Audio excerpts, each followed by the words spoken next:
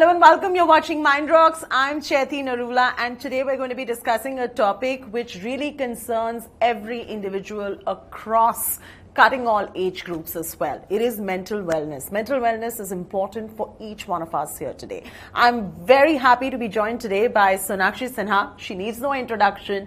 And of course, Ratnaboli Ray as well. She's a mental health activist as well. Thank you so much. Appreciate both of you for taking the time out and joining us. Thank you so much, Chaiti. My pleasure actually being here. It's something that I've been wanting to speak about for a while. And it's a very, very important topic today. So very happy to be here. Absolutely. So Sonakshi, let's begin with you. Staying away from negativity, and that is the key to sanity. And how is it, Sonakshi, that you would like to guide everyone watching this show today? How to stay happy, how to stay away from all this negativity that surrounds us? I think I'm nobody to guide, but I think I can speak from personal experience, for someone who's been on social media for so long. I've kind of seen it grow, into this monster that it's become today. And honestly, I've always been a very positive person. But you never know how something can affect you in the smallest of ways. You wake up in the morning, you open your handle and you read a negative comment and probably just shut it at that point of time. But it later comes out like you've snapped at someone at work or somebody at home. So you never really know how these things affect you. And I think that's a very negative aspect to have in your life, So I feel for me, the best way to stay away from it is to not be on it, stay away from it consciously and completely. And honestly, like since I've left Twitter, I've been happier. And it's really surprising and shocking that how these things can bog you down without you even realizing it. So I think it's the best thing to do. Just kind of keep yourself away from negativity. Yeah. So, Sonakshi, what do you do to be mentally happy? For physical fitness, everyone does yoga, Zumba, aerobics. There's so much of physical training that we see. But for mental training, not much is being done by individuals across the board. What do you do? Let us know your regime as to how you keep yourself mentally fit. I think the best thing to do, like you said, how we have exercise and fitness, for our bodies, and we have doctors to go to for our body. I think it's very important to treat your mind as well. And as recently as when lockdown happened, that's when I discovered meditation and how it just helps to kind of, center you and balance you and keep you in the moment. Brings you back from wherever your mind is wandered. I think it's like magic, and something that I've always wanted to do. Like these 10 years, I've worked continuously non-stop, without having to think of these, without getting the chance to think of these things. And now, because we have all this free time, it's something that I got into. I was very averse to it, but then I kind of realized the importance of it. Now when you're with yourself after so long, after so many years, I've had so much time to myself, to be at home, to be surrounded by very few people, just my family. And otherwise, it's always been people at work, and your mind is always somewhere else. So for the first time, I kind of realized the importance of just being one with yourself and being able to handle that. Suddenly, you're all alone by yourself. So I think it's very, very important to meditate for the mind. Yeah. And it could be something as simple as just, deep breathing, just focusing on your meditation, breath. Of course, no. Yeah. Let me also bring in Ratnaboli. Ratnaboli, today, it's such a taboo to talk about mental illness. When somebody is feeling ill, when somebody is not feeling well, going to doctor is very normal. But when somebody is not mentally feeling okay, why is it that there's so much of reluctance in going to a psychiatrist or a mental health care practitioner for that matter? Well, I think things have changed a lot over the years, because I think help-seeking behavior has changed amongst general people. The point is what you said earlier in your question, that as long as we frame the mental health discourse within the paradigm of illness, people's health-seeking behavior will be impacted. But if we popularize the discourse of well-being, of wellness, the importance of it, I think people are going to go to the chambers, seek out professional help. Because what mental illness does is pathologize smallest of small behavior, and that's where the problem is. So things have changed over the years. Yet there is reluctance because there's a lot of shame associated with it. It is also perceived as weakness, especially in young people. Sonakshi may be able to say that much better, but I feel that people do perceive it as a weakness of your character. And therefore, there's a lot of bullying, lot of shaming, lot of name calling. And at the end of the day, you end up alone. So people are hesitant, but I think discourse is moving. We are not losing hope because we are still seeing a lot of people coming to us, talking about their distress. 2 points to remember is one, we should not pathologize behavior. The other is that we have to move the discourse of mental illness to mental well-being or wellness. That's exactly what we are talking about. And mind rocks indeed. Right, Lord. Let me also take this straight across to Sonakshi. You're such an influential person, and youth today should listen to you on this as well. A lot of reluctance we've noticed, and just like the way Ratnaboli was also mentioning, the minute you go and are seen in the psychiatrist's office or a counselor's office, there's a lot of shaming that is going on. There's stigma attached to it. There's a lot of muttering under the breath that goes on when this happens. I mean, we are trying to normalize this conversation, but what is your sense? What would you like to tell them? I think, yes, because there are so many misconceptions and we've not been able to normalize it as it should be, people are a bit hesitant and reluctant, but it's as simple as, like how you send your car for servicing. How you go for a regular checkup to your doctor to fix your body. It's exactly the same thing. It's as simple and normal as that. And it doesn't have to be someone who's, visibly distressed. It could be someone who looks absolutely happy on the outside, but is facing something within themselves. And, sometimes it's more important to speak to somebody who's neutral, who has no judgments towards you. For instance, a friend or a family member might not understand exactly what it is you're going through from an outsider's perspective. So it's very important to speak to someone who will kind of look at it, very objectively and help you to understand why you're going through what you're going, or why you're behaving a certain way that you're behaving. And it's really as simple as that. There's nothing wrong with it. Does a support system which is really strong and stands by you and talking to that support system when the time comes really help? What is your sense of how having to establish these kind of connections around you, Sonakshi? Because you're somebody who is in an absolutely cutthroat environment, with working in Bollywood as well. How do you maintain your sanity through it all? I think, yes, it's very, very important to have a good support system around you, good friends, good family that supports you, good co-workers. Having a good equation with everyone really helps, and for me, I've always kept my circle very small. I don't like to add people into my circle who won't add anything to my life or will take away from it. So for me, I've managed to keep my life around me very positive by just doing that, guarding my circle very, very closely. And it's really up to you, who you let in, what you let in, the thoughts that you let in. So yeah, I think overall it's very important to have a good support system, but sometimes it's also helpful when you speak to someone who's not in your circle. So yeah, I think therapy is something that a lot of people from my generation and the millennials also have been turning to, and it's really helped. So many friends of mine have been seeking therapy and going to therapists and speaking to them, and they come back with such an understanding of their behavior and what they're thinking, and how they just have tools to go through life once they speak to someone. So perspective yeah, I think it's important to have a good support system, and also to speak to someone if you're feeling even the slightest bit distressed. Ratnaboli, I'm going to come to you. Certain issues that youth today are witnessing as well. There is a growing sense of loneliness. I mean, you may have 5,000 friends on Facebook. You may have a lot of friends on Twitter, Instagram, what have you, thousands of followers as well. But are you really happy? They are feeling lonely from within.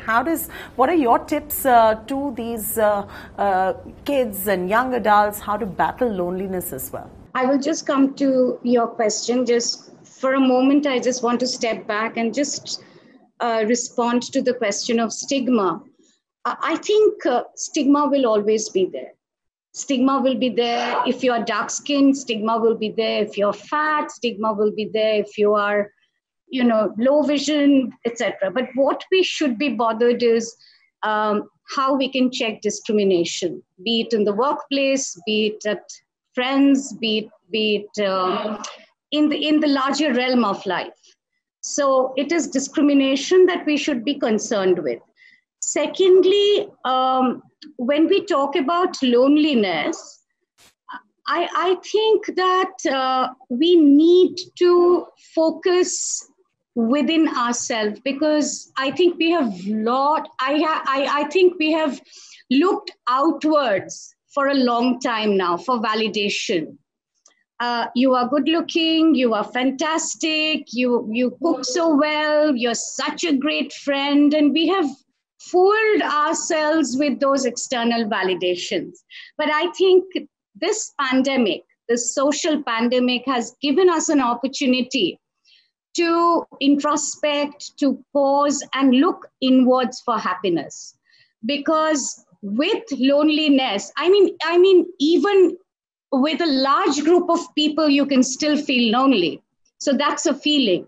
So you have to acknowledge that feeling first before we move on to the next step as to how we address that loneliness. Half the time, we are not acknowledging the And picking a leaf from what you just spoken about, this social conformity bit as well, that we're seeking validation externally as well.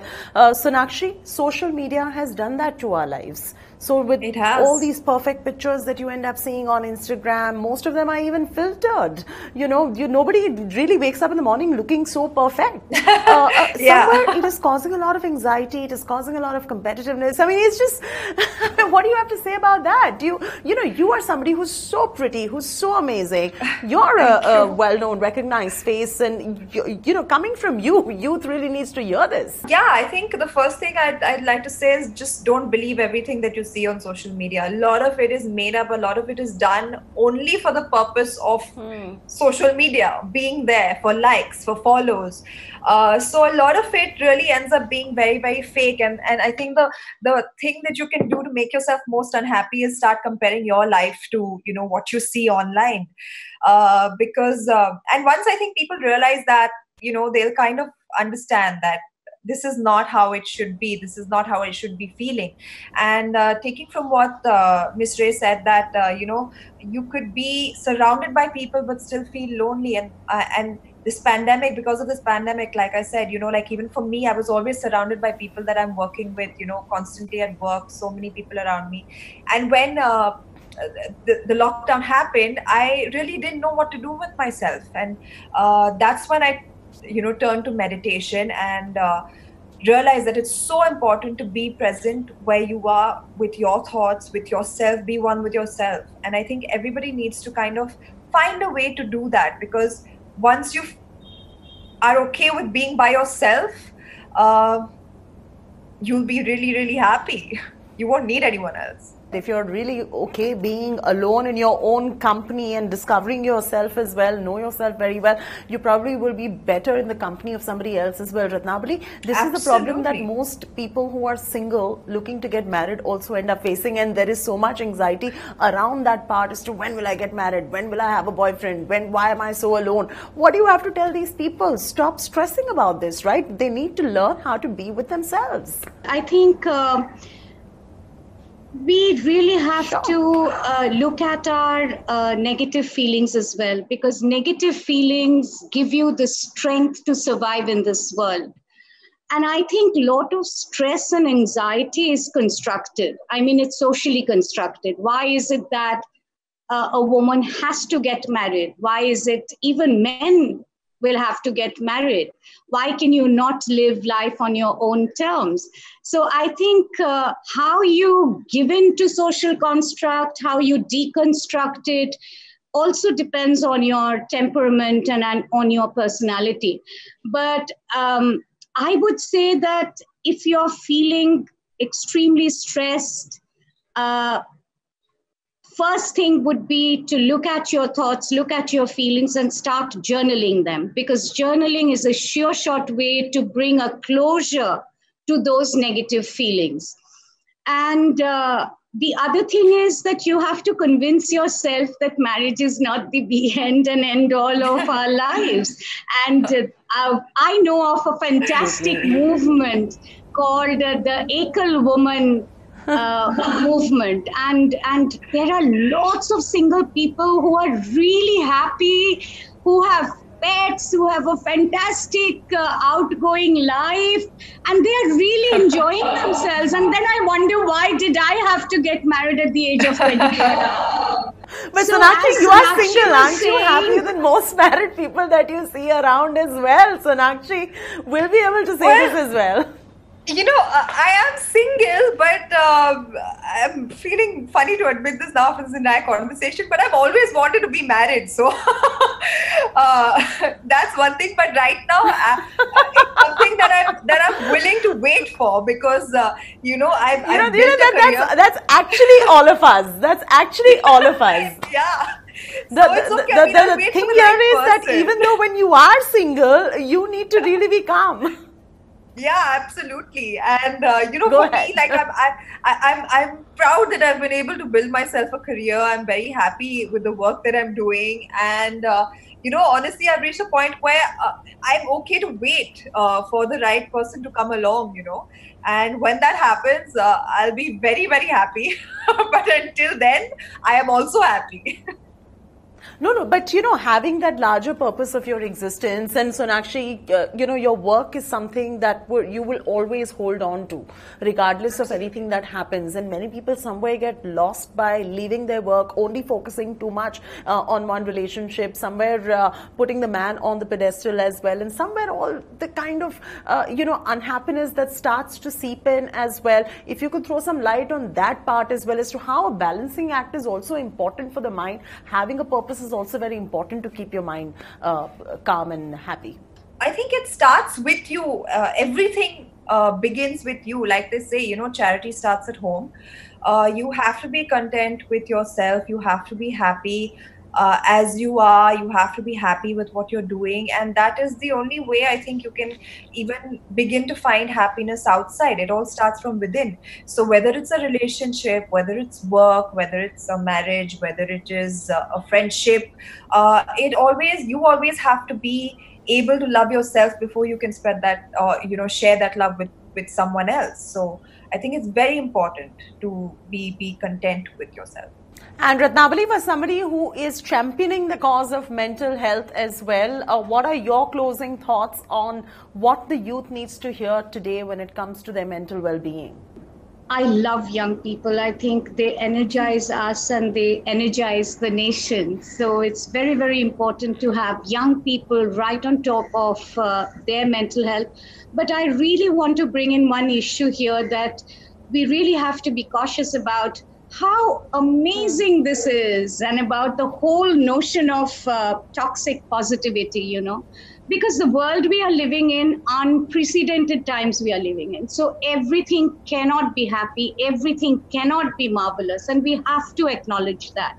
So young people will have to acknowledge that not everything is going to be really positive, and they have to have the resilience and the agility to adapt to changing emotions and changing mental landscape.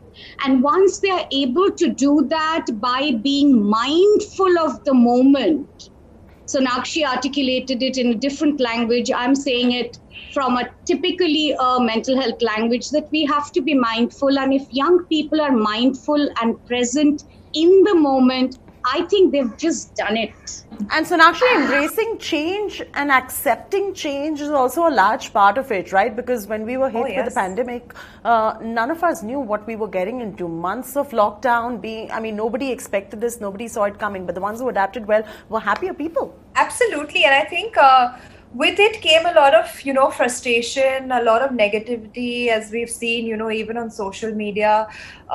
People have just started turning very bitter. I think when you start watching yourself for these emotions, understand them, accept them, but try and overcome them. I think it's very important to, strive for positivity, especially at a time like this, where we're so socially cut off with people that we've been used to meeting and who we've had around us for so long. So it's very, very important to stay positive at a time like this. Like Miss Ray said, that it won't happen every day. There will be good days, there will be bad days, but it's at the end of the day, you have to be strong enough to overcome even that, and make sure you tell yourself that it's okay, tomorrow is another day, I'll try and do better.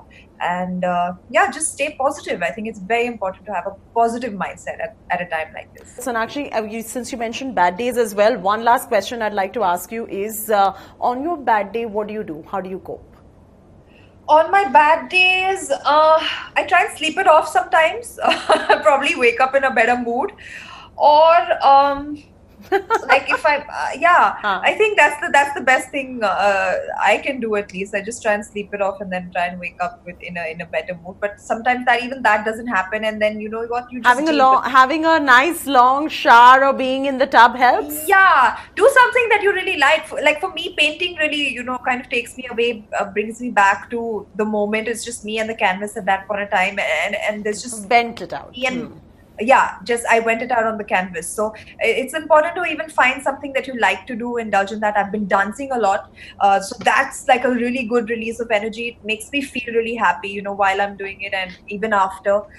So yeah, it's important to find something that you like to do and try and divert your energy there. It's okay not to be okay. And also, this whole pressure of being successful, being productive, the way even, we development professionals are going on doing webinars, I just feel exhausted. And why do we have to do it? Why can we not just sleep it off, as Sonakshi said, or just read a book, or just drink endless cups of chai and just relax? I mean, whatever works for you. Yeah. Yes, absolutely. So it's okay not to be okay, and find your purpose. Make sure you have a good vent. Make sure, just like the way you indulge in physical exercise, you are doing something to take care of your mind as well. At the end of the day, mind and body both go hand in hand. Thank you very, very much, Sonakshi, for those useful tips and telling us how you deal with your bad days as well. And Ratnaboli, of course, for those fantastic tips to all the youth as well. Thank you so much. Thank you so much. Lovely talking to you both. Today we are going to be discussing mental health and mental well-being with somebody who does not need any introduction whatsoever. We're in conversation with Randeep Huda today, and I'm going to go straight across to him to ask him this first question. Randeep, do you think mental wellness in India is one of the hugely ignored topics at the moment? Mental health is an issue which we have culturally looked down upon or brushed under the carpet.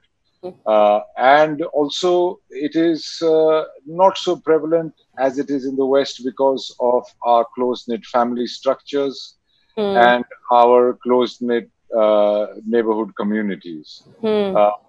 So it is something which is coming into focus, as it is coming into focus of the people with the fragmented families and things. There are people who are depressed, but nobody knows what's wrong with them, and they themselves don't know, and it leads to all kinds of misunderstandings. And it is something which I'm glad we're having a conversation about. Absolutely. And I know, Randeep, that you're so passionate about horses, and they also say that the outside of the horse is very good for the inside of the man. Does it really de-stress you to be around these creatures? Oh, absolutely. I think actually it is the truth, because the horse has a heart energy field 6 times the ratio size of any mammal. A lot of people who are facing even cerebral palsy issues get better and get their motor skills improve when they are in and on a horse. A horse exudes a sense of a very positive energy field, where whenever you touch a horse or you're around a horse, it is very good for you mentally, spiritually, emotionally. So definitely that has been a big booster in my life. I've got 5 of them, so I'm overly charged. Yeah, that's exactly what I do. I go racing or I go riding when I'm feeling a little down, and the world seems to be a better place. And now, Randeep, you're one of the few voices from the film industry that actively talks about conserving the environment. You're a UN Environment Program's ambassador as well for the aquatic migratory species. Is venturing into the wild your healing stone as well, apart from, of course, horses that you just spoke about? I've always been a nature lover all my life, and I think if there is a fight that we need to fight, it is not political, it is not religious, it is for nature, it is for everybody. We should unite in that voice. I've always felt passionate about it, and I have had the good fortune of reading up and meeting and watching people who do something about it, who are just, I mean, it's very easy to like, tweet, retweet, and pour out your heart on social media. But I've always felt that, when you do ground action, that's what leads to actual change, even if it is just you. And that also makes you feel very good, since we're talking about mental health. Contributing to something which is larger than yourself always makes you feel better, whether it is going washing dishes or serving langar in a gurdwara, or cleaning up your house or your community, or doing something for the larger good of humanity or your planet. It gives you an immense sense of satisfaction, and it doesn't cost much. In fact, it doesn't cost anything. So that's a good way of overcoming any mental blocks or depression that you might be having, is to do something for the larger good, which serves not just yourself, but something more. It gives you spiritual strength. You just spoke about depression. It's a very strong word, and many people cannot differentiate between depression and sadness as well. And the psychiatrists and the mental health practitioners who we speak to say that there's a huge difference.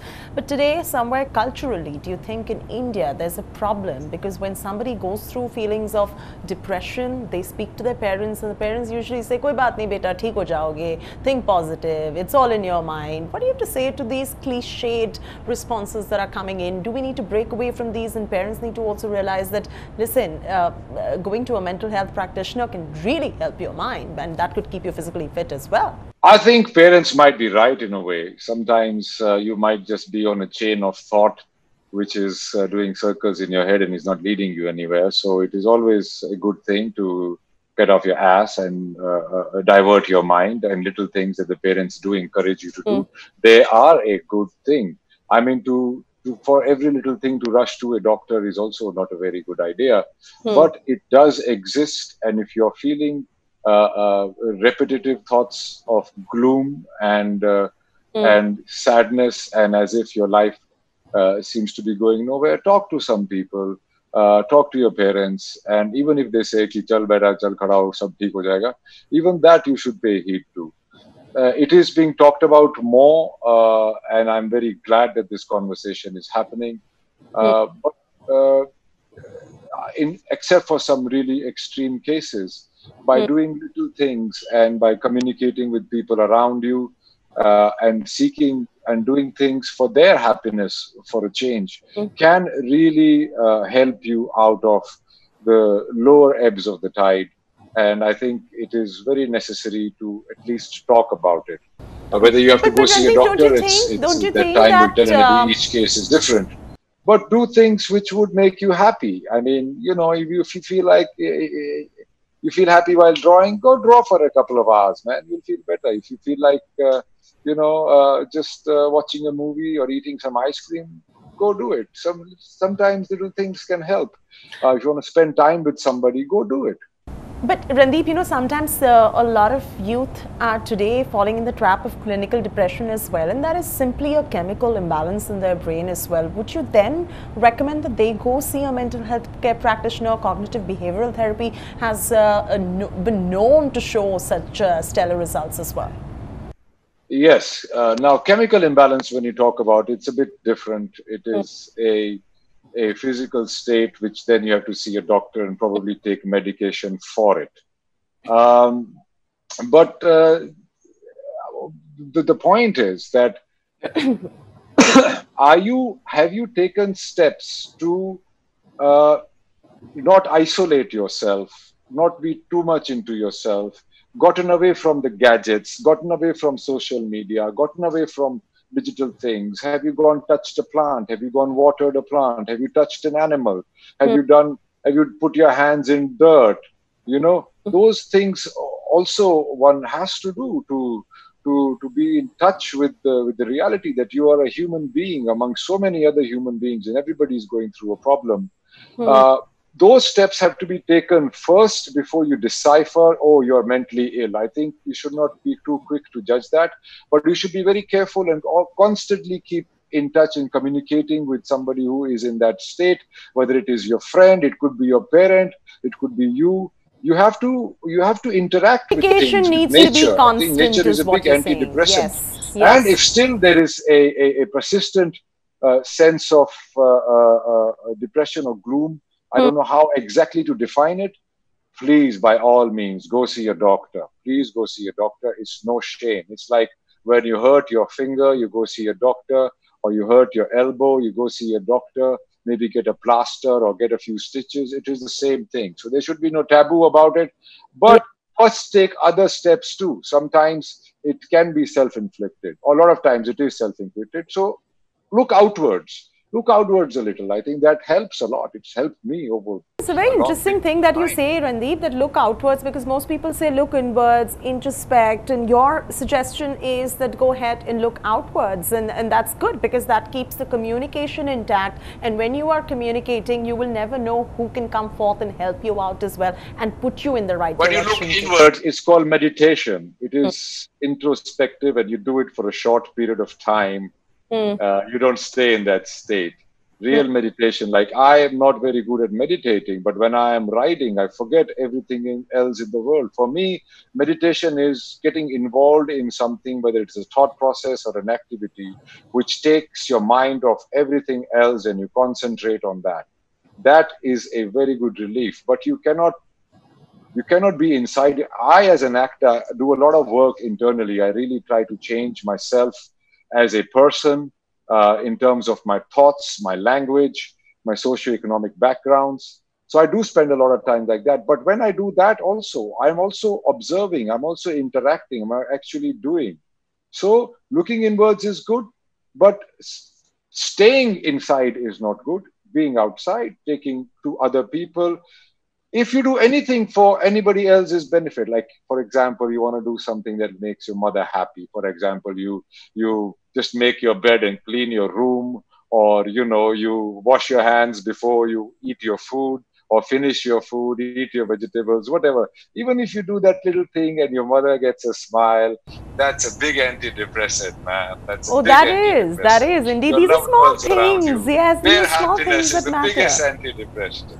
Absolutely. You know, Nandeep, you're in the public eye, being a public figure, being an actor, there would be a lot of negativity that you end up facing professionally in your personal life as well. So outside of course, horse riding that makes you very happy, looking at the environment that makes you very happy, do you have a regime that you end up following to keep your mental balance in check, to keep yourself mentally well, fit and healthy? Because we know you are physically fit as well, and largely both of them are interrelated. Yeah, there is a sense of competition. There's a lot of negativity. There's a lot of negativity everywhere. The way I deal with it is that I keep myself in a state of learning. I'm always trying to learn something, whether it is photography or about my part or a new set skill, or improve my riding or go outside and work for the environment. All these things come together and make you feel things. I deal with the ebbs of life in a very positive way, and I think what I've learned from it, and there should be no sense of competition.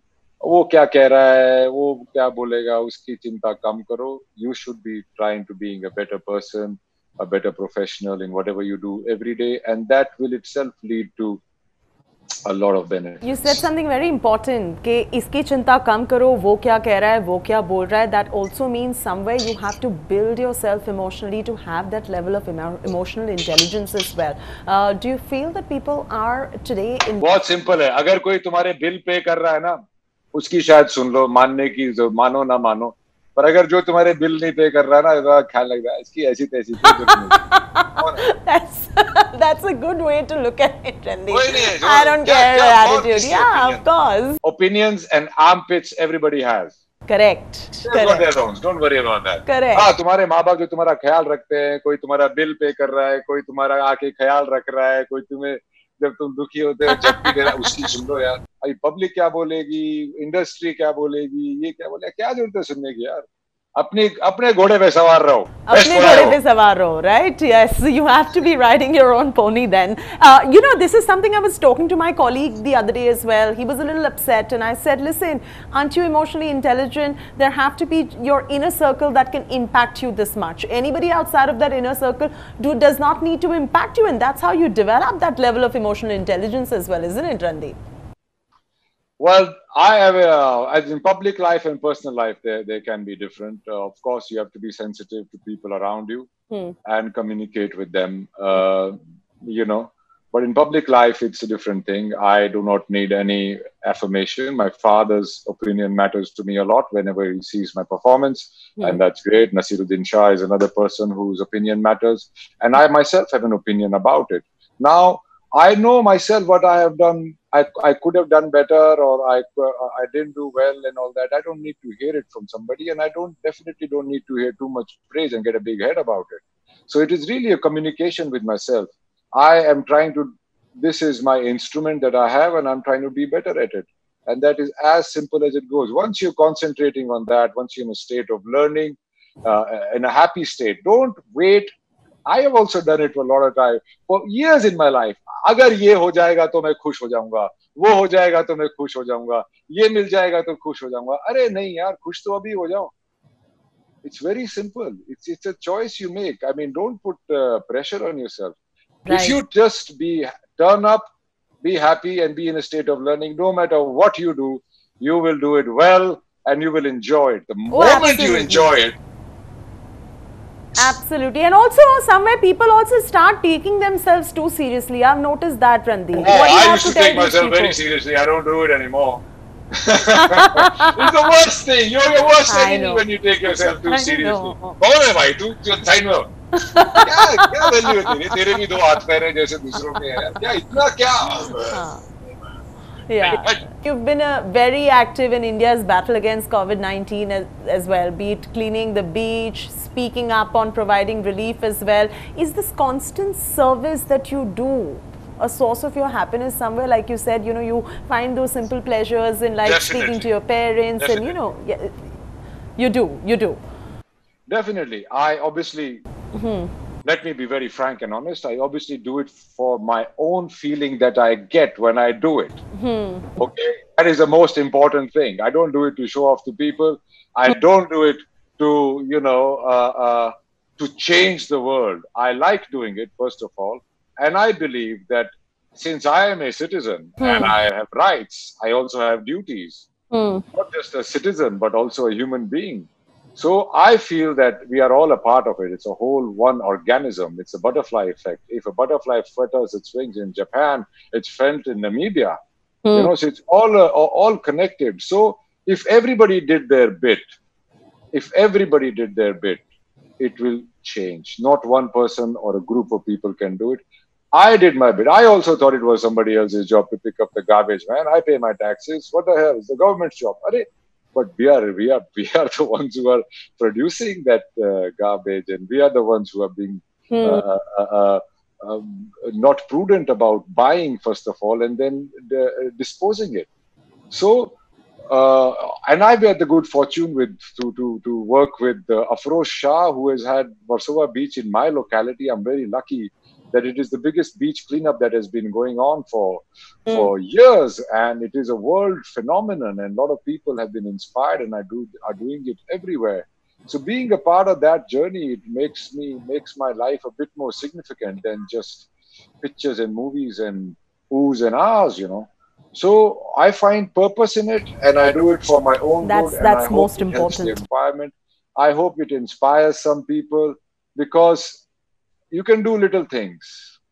No, you very rightly put forth that point of having to find your purpose, because you're an actor, you do that very well, you have all these interests lined up which also give you a sense of purpose, and this must be giving you a larger sense of purpose as well, to give back to society as well. And when people get, I'm a mental health advocate myself, but point is that when you have so much of a purpose that exists in you, that is when you stop thinking and bothering about what other people are thinking or saying, and it stops impacting you, and that is when you really be busy with your own growth and the happiness of people around you and your happiness, and do things for the larger good. I mean, I never thought of it like that. Now that I'm having a conversation with you, these are my thoughts. I mean, I never linked mental health and garbage.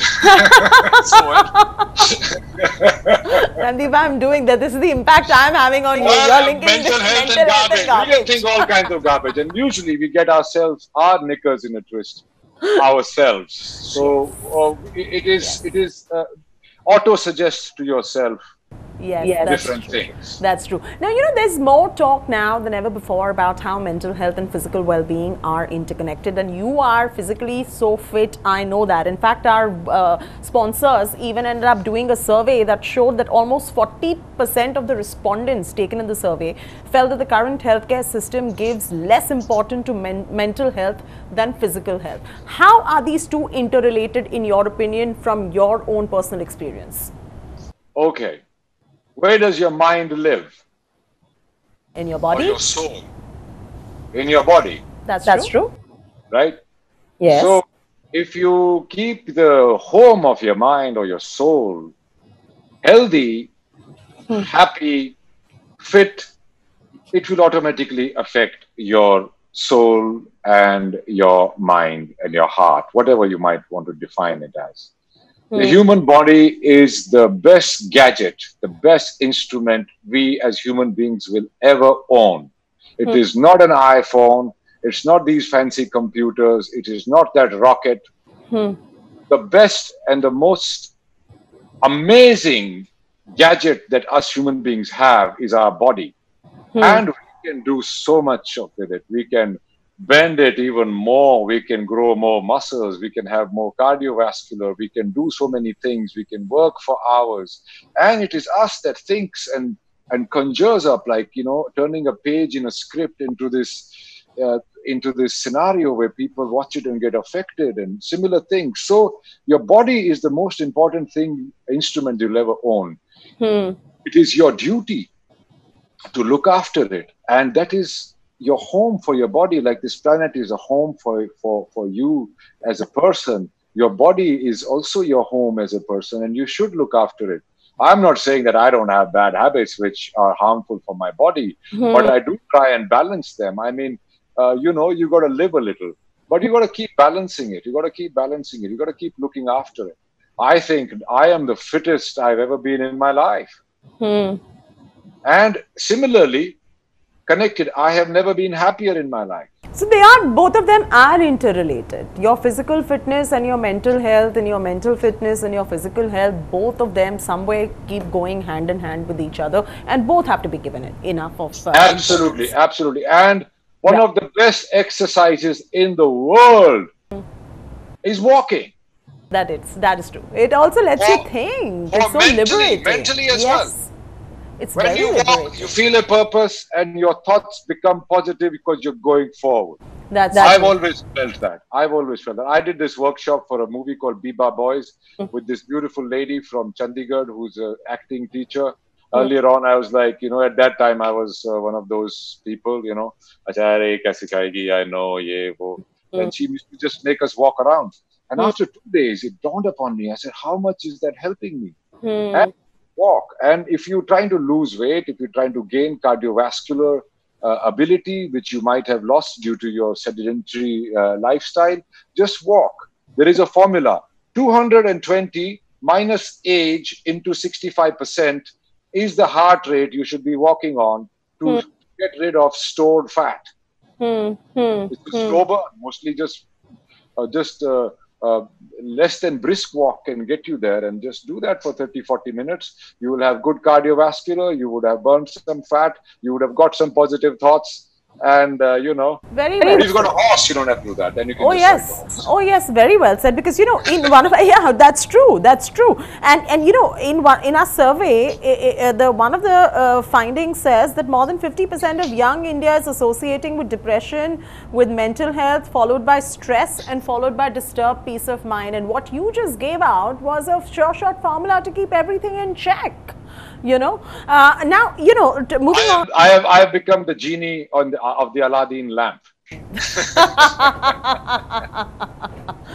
So now, Randeep, talking a little about you, what is this obsession that people have with, social conformity, with putting up these pictures on Instagram? I have another point to say about your previous discussion, which is very important, and that is why I feel the young people are going through this. Tell me. It is the phones. Oh my God, yes. Phones are isolating everybody. It happens to me too. I am trying to get off that goddamn phone to detox myself from it. You are reading news and items about people, of people, and it is mostly pretense, or it is bad news. Something's happening somewhere so far away, and you are feeling anxiety because of it. Because you're constantly engaging with it, reading comments, doing this, doing that. So I think one of the biggest reasons for the young people to go into these states, and as the percentage, as you said, is increasing, it is because of the isolation these smartphones are causing, and the anxiety you feel with a conflict which is virtual, which is not real. I mean, if a person, let's say, of a certain community is killed somewhere else, and you start feeling that your neighbors are going to come kill you because of that community, it's stupid. Absolutely. So you have to cut yourself away from this smartphone technology. So amazing and fabulous having you with us today, speaking to the youth, and such great tips, Randeep, because you are a youth icon and many would be listening to you today, and perhaps it would make a difference to most of their lives. And thank you so much for those wonderful tips. I'm also going to keep my phone away. हाँ जी, हरियाणवी में बोलते हैं, ज्यादा लाठी लेने की जरूरत नहीं है, टेक इट इजी, ज्यादा सीरियसली अपने आप को लो, ना प्रॉब्लम्स को लो. वक्त बदलता रहता है, टाइम बदलता रहता है, सर्कमस्टेंसेस बदलते रहते हैं. मेरे को लगा था मेरा करियर खत्म हो गया है, अब मैं हॉलीवुड की पिक्चरों में जा रहा हूँ. तो हमेशा वक्त बदलता रहता है. आप सिर्फ अपने आप से सच्चे रहिए और वो चीज कीजिए जिसमें आपको खुशी मिले. और क्या पता कल हो ना हो, तो आज ही सब कुछ है. Randeep, thank you so much. Thank you so much for joining us. Thank you. Appreciate it. Bye. Cheers.